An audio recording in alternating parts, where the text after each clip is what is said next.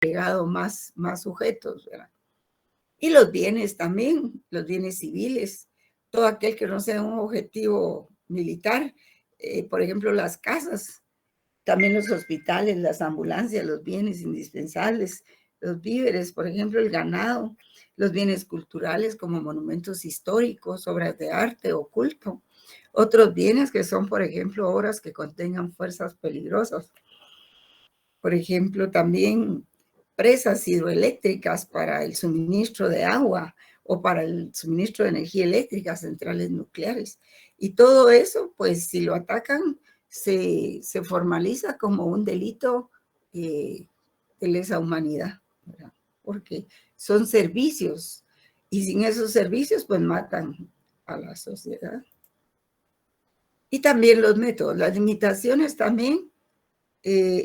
Aquellos eran la protección, estas son las limitaciones a los métodos o procedimientos de guerra, ¿verdad? Que deben hacerse distinciones entre la necesidad militar, la precaución, la proporcionalidad y no me acuerdo cuál otra, pero eso está en un video que les voy a exhibir a continuación.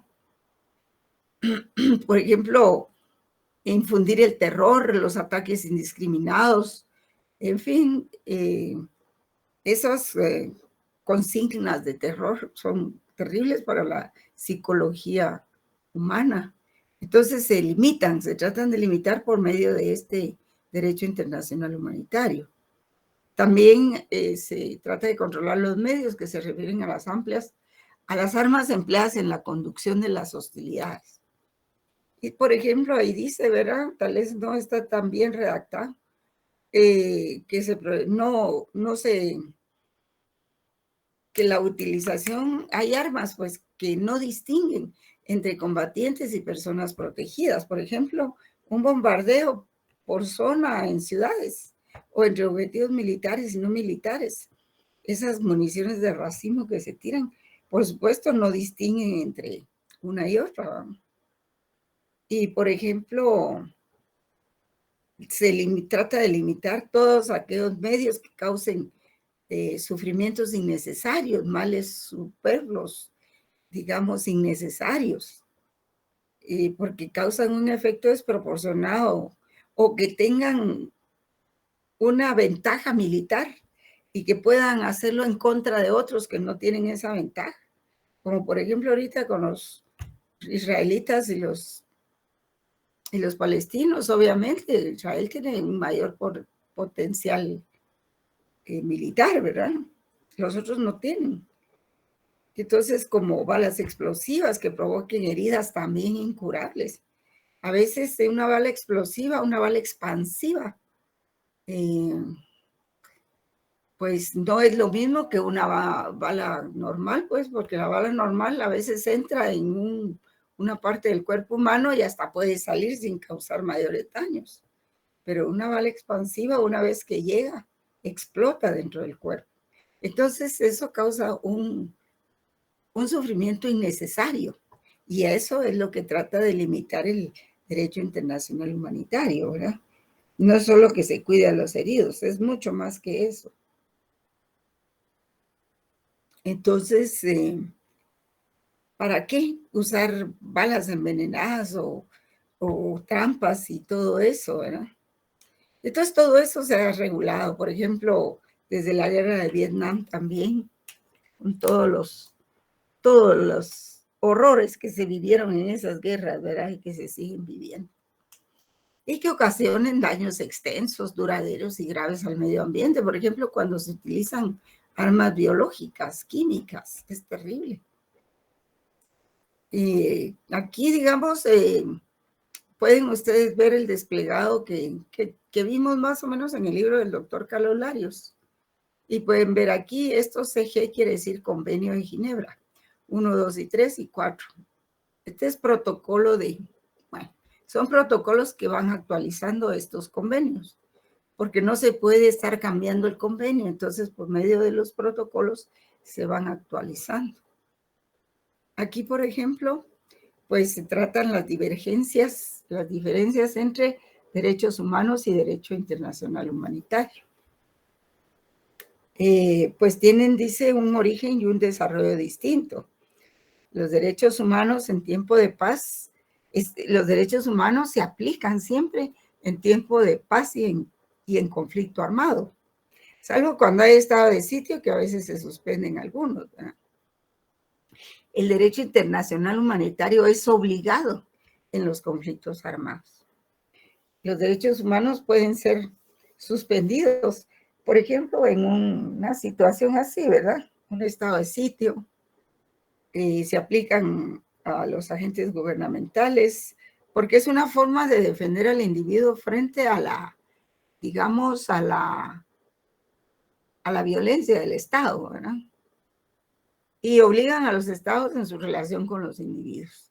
El derecho internacional humanitario se utiliza solo en conflictos armados, nunca se puede suspender o derogar mientras dure el conflicto y aún después. Y todas las partes, se aplica a todas las partes en el conflicto y obliga a las personas por infracciones a los convenios de Ginebra y crímenes de guerra. Esto no es broma, jóvenes. Uno lo ve así como información, pero sí, para quienes estén interesados en ocupar un cargo en las cortes internacionales o en entidades internacionales, ¿verdad? Pues tienen que conocer ese tipo de temas. Divergencias, porque ¿qué era convergencias? Estos son, no, seguimos con las divergencias, perdón. Pues los derechos humanos protegen a todas las personas sin distinción. A las personas que los derecho internacional humanitario protege a las personas que no participan o han dejado de participar en las hostilidades.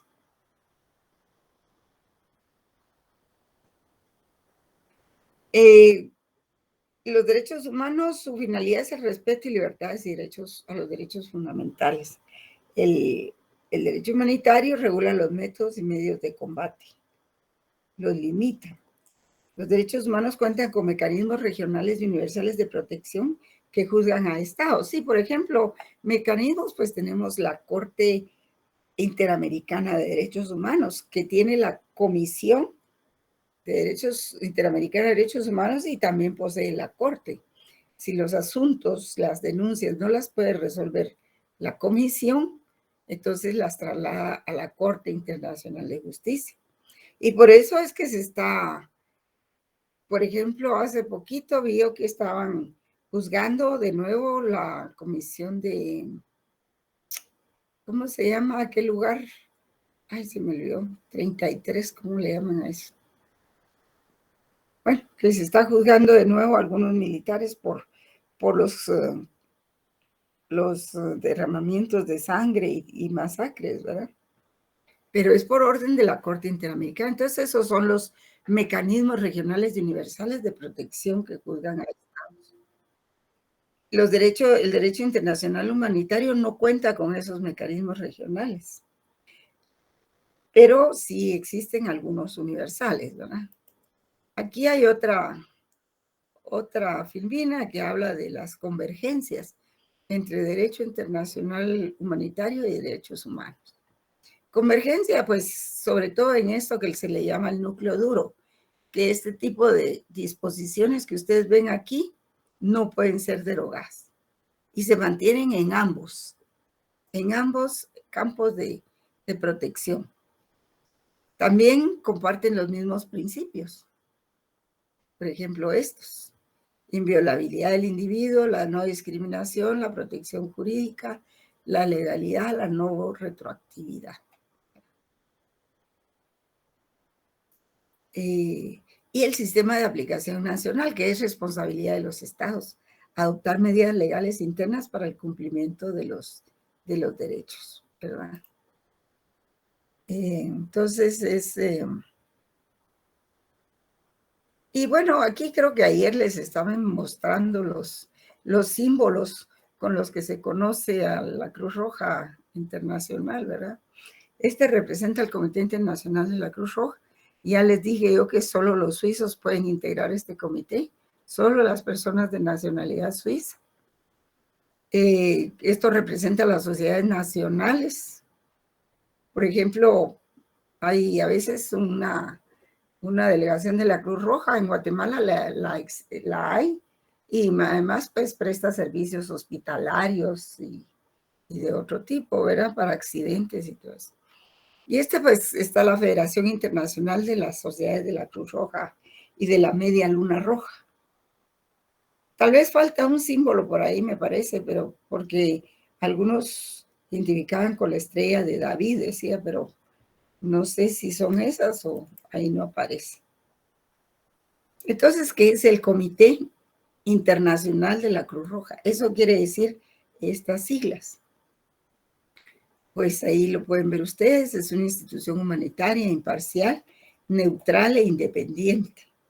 Trabaja para aliviar las consecuencias humanitarias de los conflictos armados y otras situaciones de violencia.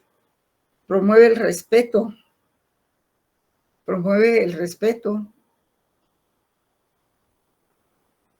del derecho internacional humanitario y de otras normas y principios sobre la protección de la persona. El problema, el problema de la Cruz Roja es cuando no la quieren dejar entrar al conflicto, ¿verdad? Por ejemplo, tengo entendido que Israel no dejaba ingresar nada más que unas cuantas ayudas, pero al final creo que lo pudieron hacer. Y creo que no lo hicieron directamente por Israel, sino que utilizan una ruta que los palestinos la utilizan para poder ir a comprar, ir al supermercado, hacerse de víveres, que es en Egipto, parece que es por medio de Egipto. Está el mandato internacional también, tiene un mandato internacional permanente, no es una ONG, tampoco es una organización intergubernamental, y es un miembro fundador del movimiento internacional de la Cruz Roja y de la Media Luna Roja, ¿verdad? Aquí otros enfoques vamos a ver, del trabajo del comité, ¿verdad? Recuérdense que es Comité Internacional de la Cruz Roja. Pues es buscar protección, básicamente, ¿verdad? Buscar que las autoridades y otros actores respeten sus obligaciones y los derechos de preservar la vida, ¿verdad? La seguridad, la integridad física, moral y la dignidad de personas afectadas por los conflictos armados, ¿verdad? La asistencia, preservar la vida, la dignidad humana. La prevención procura crear un entorno favorable al respeto de la vida y de la dignidad de las personas. Y desde que habla de dignidad, ahí van involucrados los derechos humanos, que es la versión del jus naturale, ¿verdad? Y la cooperación, que es reforzar las capacidades operativas de las sociedades nacionales, sobre todo en los países afectados o susceptibles de ser afectados por los conflictos armados u otras situaciones de violencia. Si nosotros tuvimos un conflicto armado interno y la Cruz Roja pues estuvo aquí todo ese tiempo, ¿verdad? Aquí pueden ver ustedes más o menos como un mapamundi, y esos puntitos rojos pues son las sedes de la Cruz Roja en todo el mundo. Pueden ver ustedes aquí en toda Europa, ¿verdad? En Suecia y en Noruega, muy poco. Esto es Rusia. Y este es China, o es la India. Es la India, y este debe ser China. Entonces ustedes pueden ver ahí. En el continente americano, pues están en Brasil. También están en Argentina y en Chile, ¿verdad? No se ve ahí. Tienen mucho en Colombia. Perdón. Hay mucho en Colombia también, en Venezuela, en Ecuador, Bolivia. Y están en Centroamérica, aquí pueden ver ustedes, ¿verdad? Centroamérica, creo que están en la República Dominicana, México. Creo que este mapa ya está desactualizado, debe haber más presencia, ¿verdad? Dice, está presente en más de 80 países, 15 en el continente americano. Tiene una capacidad operacional en 2016 de 1.670 millones vamos a ver, CHF, no me acuerdo qué es, digamos, de delegaciones, ¿verdad? Para atender, de personal delegado aproximadamente. Recursos, 85%, gobiernos, 10% de las sociedades nacionales, 5% de donaciones. Sí, porque el comité necesita donaciones para mantenerse en ciertos países, ¿verdad? Digamos, aquí en el presupuesto está la Cruz Roja. En el presupuesto nacional de ingresos y egresos está la Cruz Roja, que tiene una asignación fija, ¿verdad? Más todas las ONG de los diputados que antes eran, que dijeron eran 76 y ahora son 2,000 y dice que tiene más de 13,000 empleados. Bueno, ahora serán muchos más, tal vez más de 20,000, alrededor de 800 en la sede. Y bueno,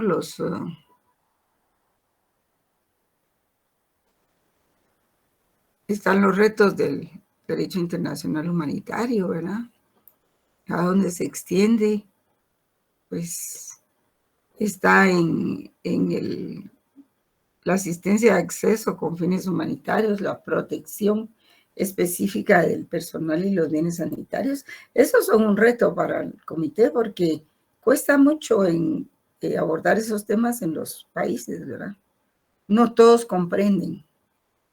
Y en cuanto a la limitación de los métodos y medios de guerra, pues están las nuevas tecnologías, como la guerra cibernética, los sistemas de armas autónomos, el uso de armas explosivas en zonas pobladas, la transferencia responsable de armas, las armas nucleares. Y bueno, me voy más rápido porque tengo una sesión de la facultad. Están las empresas militares y de seguridad privadas también, que hay limitaciones para ellos.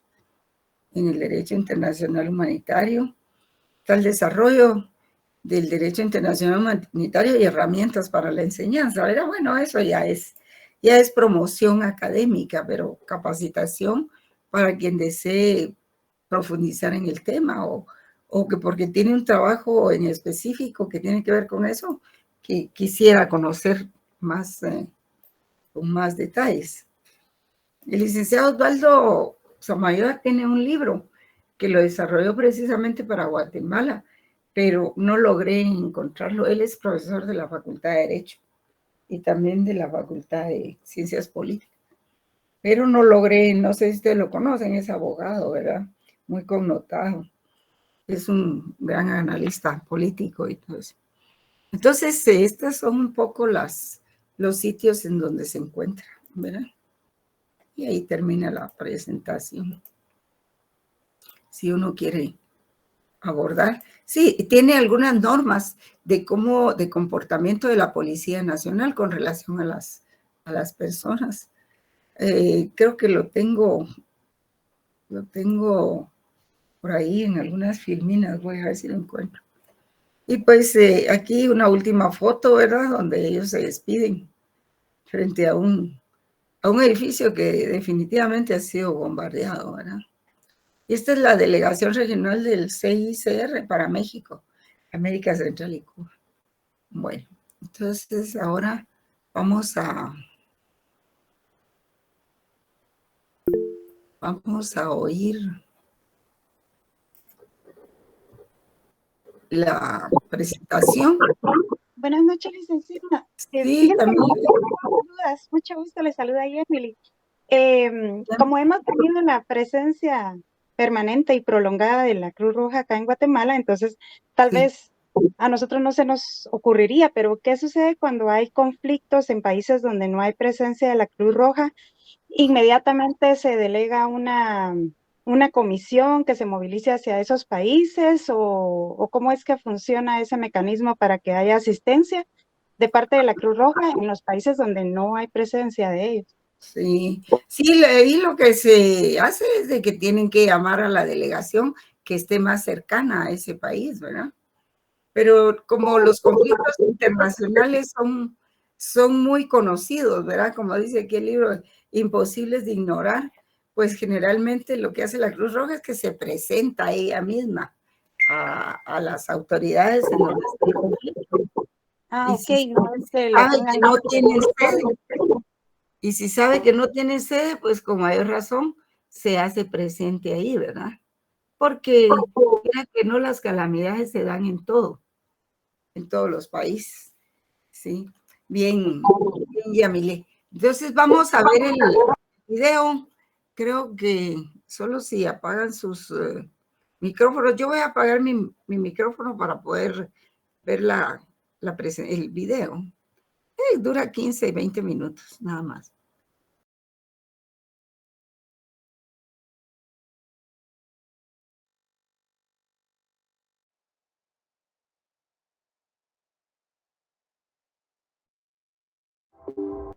Abrimos la cuenta del mar para cuidar de él y de todo lo que nos regala. El primer depósito es nuestro y se destinará a la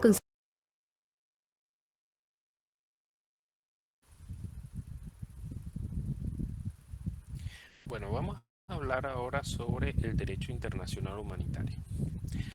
El derecho internacional humanitario se creó después de la Segunda Guerra Mundial a partir de los convenios de Ginebra y los protocolos posteriores que se dieron después. ¿Para qué es el derecho internacional humanitario? El derecho internacional humanitario es una clasificación de derechos humanos de las personas que se encuentran en una situación de conflicto armado. Es decir, tenemos el derecho internacional de los derechos humanos y el derecho internacional humanitario. El derecho internacional de los derechos humanos es la cantidad de tratados que existen sobre derechos humanos y que se tienen que aplicar en contextos normales. Y por otro lado se encuentra el derecho internacional humanitario que se tiene que aplicar en casos de conflictos armados. El derecho internacional humanitario regula conflictos armados de carácter internacional y conflictos armados de carácter no internacional. Tenemos que diferenciar qué es un conflicto armado y qué no es un conflicto armado. Lo que no está dentro del conflicto armado son los disturbios internos y las tensiones internas. Por ejemplo, un disturbio interno implicaría una situación de violencia de manera local. Un foco de violencia localizada, eso es un disturbio interno, por ejemplo, una rebelión en una cárcel, una manifestación o un conflicto en una universidad donde se enfrenten la policía y los estudiantes. Eso es un disturbio interno. De manera local, digamos, eso no es un conflicto armado. Una balacera en un teatro, una balacera en una taberna, una balacera por un hurto, eso no es un conflicto armado, es un disturbio interno. Una tensión interna implica algo que trasciende la localidad. Y eso trasciende desde el punto de vista regional o nacional dentro de un territorio de un estado. Puede ser un paro armado, puede ser un paro de transportadores, un paro de agricultores, donde se esté dando enfrentamientos y donde pueden presentarse enfrentamientos violentos y donde puede generarse disidencias y conflictos, pero esas tensiones internas no logran llegar a ser un conflicto armado, de tratar de la derrocación o el enfrentamiento en contra del Estado. Entonces, aquí nos encontramos frente a situaciones que por su naturaleza son momentáneas y son temporales. Pero cuando estamos hablando ya de un conflicto armado, eh, ya las cosas son de otra dimensión. Entonces Entonces, un conflicto armado se divide entre conflicto armado de carácter internacional y conflicto armado de carácter no internacional. Los conflictos armados de carácter internacional son los que vinculan las fuerzas armadas de dos estados diferentes. Esos son de carácter internacional. Ahora bien, existe la controversia de que si un estado, sin involucrar su fuerza armada, apoya a un grupo armado dentro de otro estado, lo convierte en internacional. Eso fue, digamos, lo que ocurrió en el caso Tadic en Yugoslavia, donde se planteó que había ¿cómo es? Un conflicto armado internacional, toda vez que Serbia apoyó a un grupo armado paramilitar en Bosnia y Herzegovina y así, digamos, se planteó la aplicación de normas del conflicto armado internacional. También se habló de la influencia, por ejemplo, de Estados Unidos en el conflicto armado de Nicaragua, donde apoyó a un grupo paramilitar para efectos de en el conflicto armado de Nicaragua. Ahí se ha planteado que cuando un estado de afuera apoya a un grupo armado de otro estado, puede convertir ese conflicto en carácter internacional. Pasemos al conflicto armado de carácter no internacional, en el cual se vincula la fuerza del estado, del territorio, con grupos, con uno o varios grupos armados que no son del Estado, son al margen de la ley y se enfrentan con el Estado. O dos grupos que se estén enfrentando entre sí también configura un conflicto armado de carácter no internacional. Cuando tenemos este conflicto armado de carácter no internacional, se requieren de unos requisitos.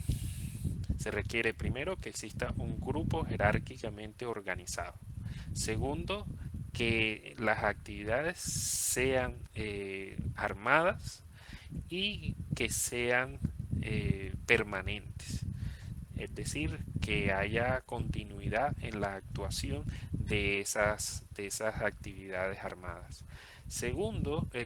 Tercero, que exista intención de respetar el derecho internacional humanitario. Y cuarto, dominio territorial. Esos son los clásicos elementos que se han planteado para reconocer que algo es un conflicto armado de carácter no internacional. Sin embargo, se ha adicionado otro elemento desde los tribunales internacionales que han planteado como otro elemento la intensidad del conflicto. ¿Y cómo se valora la intensidad del conflicto? La cantidad de muertes, la fuerza armada que se esté utilizando, la intensidad de los enfrentamientos, independientemente de que si tiene o no tiene dominio territorial, porque eso es uno de los elementos muy controvertidos que planteaban. Por ejemplo, en el caso colombiano decían que la guerrilla no tiene dominio territorial porque cada vez que llega el ejército la guerrilla se va y por eso no tienen dominio territorial. Sin embargo, en el caso colombiano, la intensidad del conflicto con las muertes y la intensidad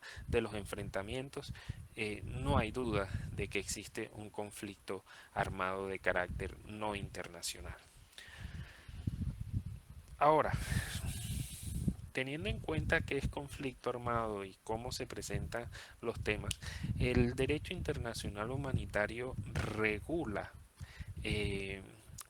tres temas importantes. El primero es la protección a las personas protegidas. Y la protección a personas protegidas implica un carácter de personas que son las personas no combatientes, las personas esas personas no combatientes son civiles, son combatientes puestos fuera de combate, heridos, personal personal médico, personal eclesiástico, personal periodístico. Estas personas no pueden ser consideradas como actores o personas combatientes. Entonces, por ejemplo, un médico que atiende a ambas partes no puede ser procesado por, por hacer ese tipo de cosas, porque él no está incumpliendo la norma internacional, porque es un no combatiente. No se puede entender como un objetivo militar, y no puede entenderse que ese médico que tiene la obligación de atender a todas las partes en conflicto tenga algún proceso penal por hacer su trabajo. Eh, Tenemos entonces que esas son las personas no combatientes, son civiles, personal eclesiástico, personal médico, personal periodístico.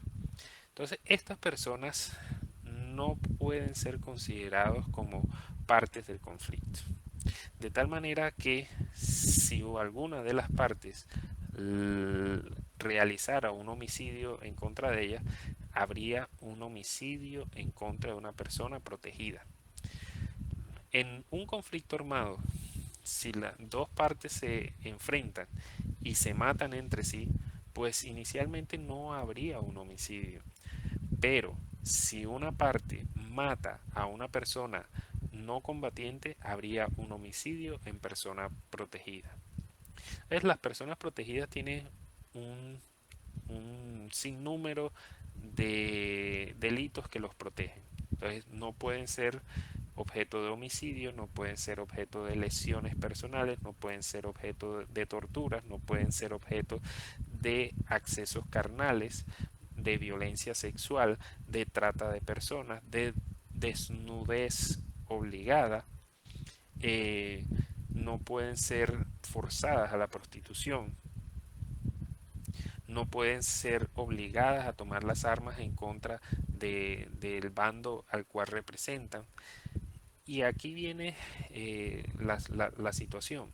Cuando un bando captura a una persona protegida, esto no es un prisionero, es un secuestrado. Cuando uno de los bandos captura a un combatiente del otro bando, sí es un prisionero de guerra. Y el estatuto de prisionero de guerra implica un trato con respeto y la posibilidad de un canje de prisioneros dentro del conflicto.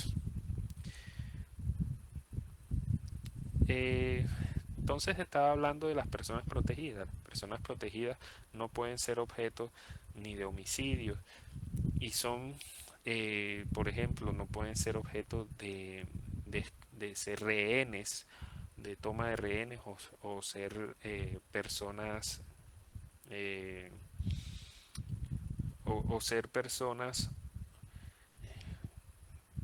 obligadas, digamos, a tener servicios sexuales.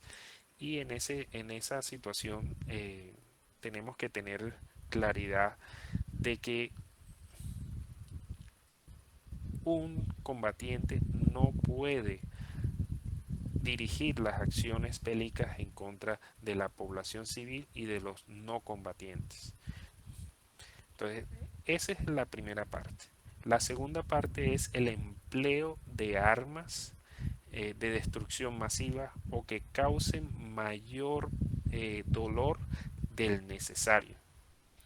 Ahí quedan comprendidas todas las armas químicas, biológicas y aquellas armas que buscan que las personas dentro del combate no sobrevivan. Entonces se prohíben el uso de armas que generen mayor sufrimiento a las partes en conflicto. Armas de gran calibre que generen la imposibilidad de que la persona pueda sobrevivir después de un impacto.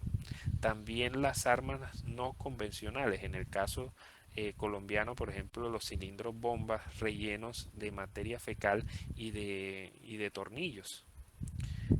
Esto explotaba y con cualquier cortadita generaba gangrena. estas armas se encuentran prohibidas dentro del derecho internacional humanitario. El tercer grupo de situaciones prohibidas dentro del derecho internacional humanitario son los bienes protegidos por el derecho internacional humanitario, es decir, los bienes civiles, iglesias, casas, edificios, acueductos, todos los bienes donde se encuentren civiles y que dependa la supervivencia de los civiles, es decir, hospitales no pueden ser atacados, los edificios no pueden ser atacados, los edificios religiosos tampoco pueden ser atacados. La idea es que si hay un combate se respeten los bienes de civiles. Ahora bien, puede ocurrir que un bien de civil pase a ser un objetivo militar en virtud de que una casa es invadida por parte de un grupo en conflicto y es utilizado como centro de operaciones. Ya esa casa deja de ser civil y se convierte en objetivo militar. Un tren que esté transportando a una tropa deja de ser un objeto civil a convertirse en un objeto militar, en un objetivo militar. Entonces esas son las tres regulaciones que trae, digamos, el derecho internacional humanitario. Pero a su vez, el derecho internacional humanitario maneja 4 principios. El principio de distinción, el principio de precaución, el principio de proporcionalidad y el principio de el principio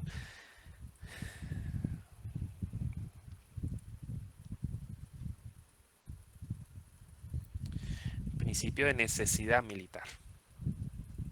Entonces, tenemos esos 4 principios. El principio de precaución implica que yo puedo realizar operaciones militares, pero tengo que tener la precaución siempre de evitar que mis operaciones militares en contra de objetivos militares afecten a civiles. Eso tiene que ver con el principio de distinción. El principio de distinción implica que cuando yo vaya a realizar una operación, distinga entre civiles y combatientes y entre bienes civiles y objetivos militares. Una vez identificado un objetivo militar, yo lo puedo atacar, pero no puedo atacar bienes civiles. Ahora, viene el principio de precaución. Si bien yo he detectado el objetivo militar, no puede ser que yo al atacar ese objetivo militar termine afectando a civiles o termine afectando bienes civiles. Se habla de daños colaterales. Sí, pueden existir daños colaterales, pero el derecho internacional humanitario exige que primero se distingan los objetivos militares y después de distinguir esos objetivos militares tienen que tener la precaución de que si los voy a atacar no voy a afectar de manera grave ni los bienes civiles ni las personas protegidas. Ahora, ahí viene el tercer principio, que es el de proporcionalidad. Y el principio de proporcionalidad implicaría que dentro de un ataque donde yo haya distinguido un objetivo militar, donde se hayan tomado las precauciones, llegue y se presente un daño colateral. Entonces la proporcionalidad implicaría, en el caso del derecho internacional humanitario, analizar si ese daño colateral es permisible o no es permisible. Es decir, se atacó a un objetivo militar y se causó la muerte de 3 civiles. Esos 3 civiles estaban encargados de la alimentación de la tropa. Entonces ahí vendría la situación. Se atacó un objetivo militar y se mataron a 3 civiles. Se hizo, digamos, principio de distinción, principio de precaución, y aquí vendría la proporcionalidad. Cuándo se atacó, en qué condiciones se atacó y si se hizo la mayor diligencia para evitar bajas civiles. Por último está el principio de necesidad militar.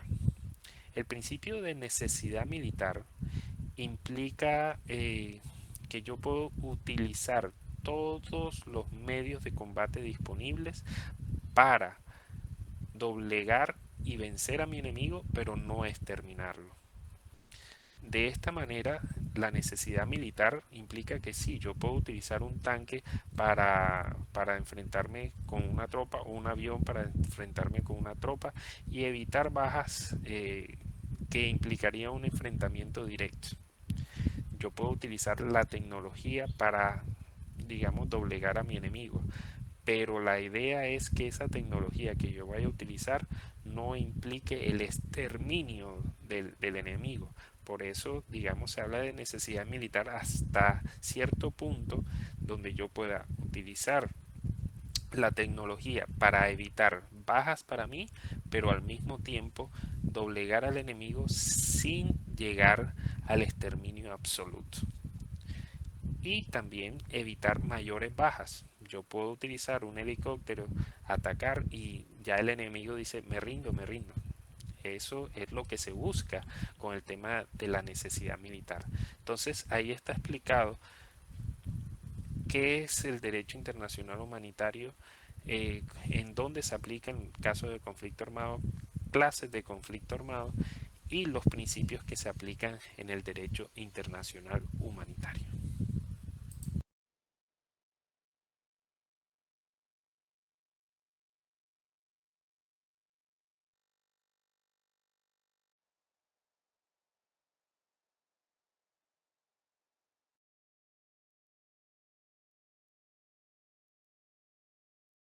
Bien, jóvenes, entonces quedamos aquí en esta parte del programa, ¿verdad? Con ustedes tenemos el examen el 27 de octubre, perdón, el 27 de noviembre, ¿verdad? Así es de que el examen va a versar sobre lo último que vimos, ¿verdad? Ya si fuera un examen de retrasada, pues entonces ya se pregunta todo, ¿verdad? Pero normalmente se examina sobre lo último. No sé, pues prácticamente sería hoy la última clase porque, vamos a ver, el lunes tengo que trabajar Derecho Internacional Privado, el miércoles también. Gracias, compañeros. El viernes tengo el examen de Derecho Internacional Privado, porque yo doy los dos cursos. Y, ay, gracias por todas esas estrellitas, jóvenes. Igualmente para ustedes. Y entonces, pues es empezando el primer examen que sería el próximo viernes. Y es un poco difícil dar clase entre exámenes porque a veces los alumnos tienen dos exámenes y se les cruzan los horarios. Entonces, prácticamente sería así, salvo que quieran que el jueves veamos la Convención sobre Derechos del Mar, que es sumamente extensa. Pero cualquier hora yo siempre me voy a presentar al horario, ¿verdad? De clase. Así es de que es... Ay, gracias, Vivian. ¿Y por qué les voy a extrañar? Eran como un cuento. Licenciada, muy buenas noches. Disculpe que la interrumpa. Sí, Emo, no, para nada. Cuénteme. Una pregunta. En primer lugar, gracias por todo, licenciada. Yo recibí el otro curso con usted el semestre pasado y ahora con usted ahorita nuevamente, ¿verdad? Gracias. Qué bien. En el horario del examen, licenciada, peor que estos tráficos de ahorita que se están poniendo. Solamente eso, linda. Gracias por Gracias, el horario. Oscar, muy amable. Pues miren, el horario es el mismo, ¿verdad? Las 20 horas.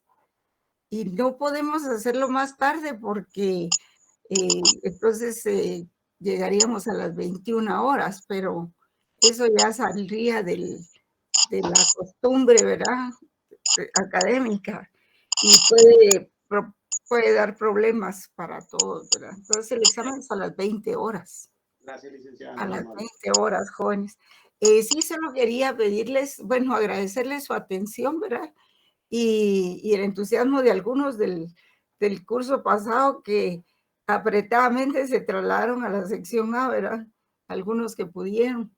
Y pues solo les deseo lo mejor en su carrera, ¿verdad?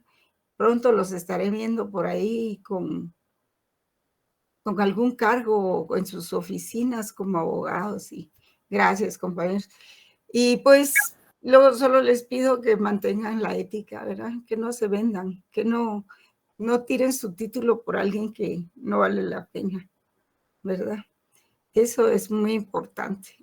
Y van a ver que en su graduación van a experimentar algo tan especial cuando uno se gradúa, ¿verdad? Porque es un cambio tan drástico en la vida de uno, pero al mismo tiempo tan lleno de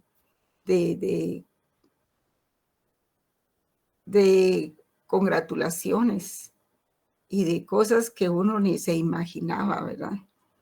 Entonces casi como que adquiere uno otra personalidad, otra vida, ¿verdad? Y solo quiero pedirles un favor de último, que llenen mis evaluaciones, porque resulta que a veces los alumnos cuando ya se van, ya no revisan sus correos y pues es necesario llenar la evaluación del profesor. Lo que pasa es que la evaluación es multidimensional, ¿verdad? Está la evaluación de los alumnos, está la evaluación de los jefes de uno, está la autoevaluación, están los méritos académicos. Entonces es multidimensional, pero si falta una, por ejemplo, la de los alumnos, que es la más importante, pues entonces ahí tenemos problemas, ¿verdad? Y uno ya no tiene manera de comunicarse con ustedes para que lo hagan. Así es, solo les ruego mi evaluación, ¿verdad? Sí, Ronnie Espardo. Pues gracias, licenciada, por todo el apoyo y por las clases. Realmente veo bastante interesantes que efectivamente son aplicables. Ando un poquito lejos, pero aún así no me perdí mi clase del día de hoy. Ah, bueno. Y aplicando un poquito el derecho internacional público estoy. Ah, qué bien, qué bien. Eso sí, aquí lejos. Entonces sí sirve, ¿verdad? Sí, definitivamente. No, pues, sí sirve. Todo el conocimiento. Pues muchas gracias, Ligda. Muchas gracias, y definitivamente la profesión es muy importante aplicarla con ética y con bastante atención y con bastante importancia al mismo. ¿Verdad? Sí, gracias, mi Ligda. Gracias a usted, Ronnie. Mire qué gusto, realmente le agradezco sus palabras. Y cuando ustedes les pidan un dictamen que saben ustedes que no es de acuerdo al derecho, rechacen eso. La vida les va a dar muchas compensaciones cuando uno actúa correctamente, pues. A veces uno sacrificará un salario o una comisión o alguna cosa así, pero eso es poca cosa para el prestigio, ¿verdad? Para mantener el prestigio. Sí. No sé si me iba a hablar nuevamente, Ronnie, o solo se quedó. Me quedé con la mano electrónica levantada, Ligda, pero gracias. Va, muy bien. Pues qué gusto conocerlos. Después, tal vez nos veamos más adelante, ¿verdad? Cuídense mucho. Gracias por eso. Gracias, licenciada. Y a usted también. Gracias, licenciada, por todo. Buenas noches. Bendiciones. Igualmente, joven. Gracias, licenciada. Muchas gracias por todo. Gracias a ustedes también, que a veces las clases eran muy prolongadas, ¿verdad? Muy aburridas. Pero ahí va pasando uno. Hay temas interesantes y hay temas que no lo son, ¿verdad? Hay de todo. Bueno. Gracias, licenciada. Feliz noche. Feliz noche, joven.